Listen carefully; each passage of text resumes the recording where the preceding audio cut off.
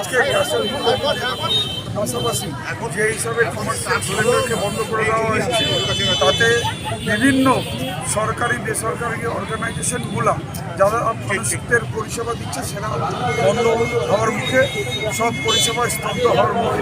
আজকে আমাদের পৌরসভা যেমন মা ক্যান্টিন চালায়, রামকৃষ্ণ আইভিএফ সেন্টার, মা হওয়ার স্বপ্ন পূরণ। আপনার প্রিয় বাজার কলকাতা 13ই মার্চ থেকে রায়গঞ্জ বকুলতলার রেনবো মলে। আজকে সেখানেও তারা কমার্শিয়াল গ্যাস সিলিন্ডার ইউজ করে। আজকে এই গ্যাস সিলিন্ডারের অভাবে এখন হয়তো কিছুদিনের মধ্যে মার্কেটও বন্ধ হয়ে যেতে পারে।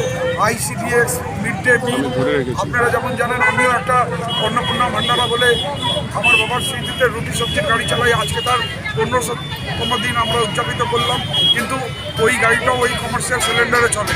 তো কমার্শিয়াল সিলিন্ডার যদি সরকার আমাদের প্রোভাইড না করালো তাহলে এই সব অর্গানাইজেশনগুলো বন্ধ হয়ে যাবে। আজকে ছোটো মোটো যারা দোকানদার আছেন, মিষ্টির দোকান, ছোটো মোটো রেস্টুরেন্ট, কিংবা আজকে যারা হকাররা বিভিন্ন খাবার স্টল দেন, সব আজকে সংকটজনক অবস্থায় আছে।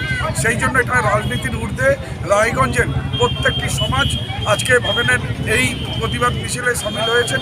এখানে রায়গঞ্জের চেম্বার অফ কমার্স থেকে শুরু করে মার্চেন্ট অ্যাসোসিয়েশন, যত ছোটো মোটো বড় মাঝারি ব্যবসায়ীরা আছেন তারা এই মিছিলে হাঁটছেন। আমরা কেন্দ্র সরকারের এই যে গ্যাস সিলিন্ডারের মূল্য বৃদ্ধি কমার্শিয়াল সিলিন্ডার যে বন্ধ করেছেন তার প্রতিবাদে আমরা একটা ধিক্কার মিছিল।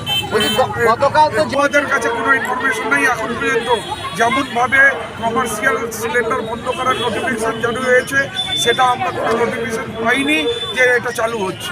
তাহলে আগে সরকারিভাবে যেই হিসাবে এটা বন্ধ করার নোটিফিকেশান হয়েছে তাহলে এটাকে চালু করারও নোটিফিকেশান হলে পরে আমরা তখন নিশ্চয়তার মধ্যে থাকবো।